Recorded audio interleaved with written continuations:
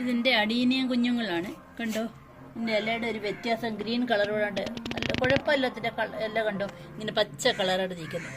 ഇതിൻ്റെ ഇല കണ്ടൊരു വേറൊരു കളറ്. ഇത് വെരിഗേറ്റഡൊന്നുമല്ല. ഇതിൻ്റെ നീര് ഈ കീടങ്ങൾ വന്ന് ഊറ്റി കുടിക്കുന്നതാണ്. അപ്പോൾ നമ്മളിത് ഇങ്ങനെ തിരിച്ച് നോക്കിക്കഴിഞ്ഞാൽ ആ വ്യത്യാസം മനസ്സിലാകും. നമുക്ക് കണ്ടോ, വേറെ ഒരു കളറാണ്. അപ്പോൾ നമുക്കിത് പ്രധാനമായിട്ടും ഉപയോഗിക്കുന്നത് വേപ്പെണ്ണ സോപ്പും ലിക്വിഡ് സോപ്പും കൂടെ ചേർത്ത് സ്പ്രേ ചെയ്യാം. അതാണ് മാർഗ്ഗം. 1 ലിറ്റർ വെള്ളം ഒഴിച്ചിട്ടുണ്ട്. ഇതിലേക്ക് 5 ml വേപ്പെണ്ണ കൂടി നമ്മൾ ഒഴിക്കുകയാണ്.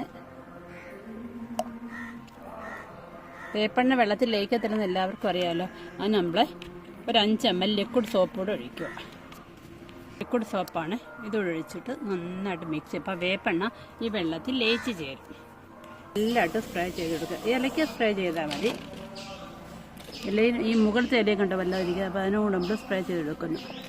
അങ്ങനെ എല്ലാത്തിനും സ്പ്രേ ചെയ്യുക.